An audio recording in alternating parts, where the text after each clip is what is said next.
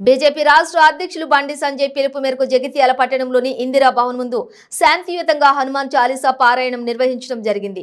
ఈ సందర్భంగా బీజేపీ రాష్ట్ర కార్యవర్గ సభ్యులు డాక్టర్ బోఘ శ్రావణి మాట్లాడుతూ బీజేపీ నాయకులు శాంతియుతంగా హనుమాన్ చాలీసా పారాయణం చేస్తుంటే పోలీసులు అత్యుత్సాహం ప్రదర్శించి మా నాయకుల దీక్ష భగ్నం చేసి అక్రమ కేసులు పెట్టడం జరిగిందని అన్నారు।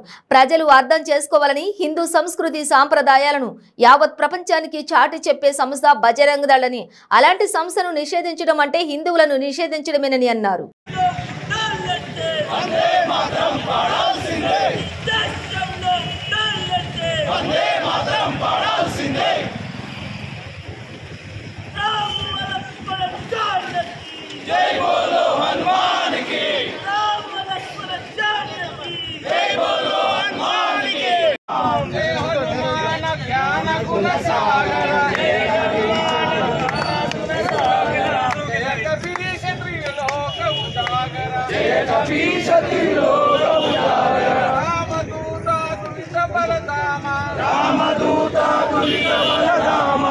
చాలా దారుణమైన విషయం।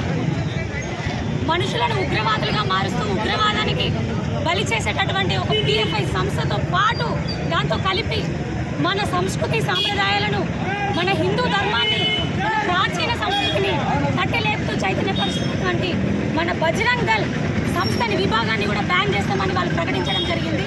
ఇది దేశవ్యాప్తంగా కూడా ఖండించదగిన విషయం। కాంగ్రెస్ పార్టీ అనేది మతోన్మాద చర్యలకు ఊతమిస్తూ మతోన్మాద సంస్థలను పెంచి పోషిస్తూ ఇక్కడ వరకు తీసుకొచ్చింది।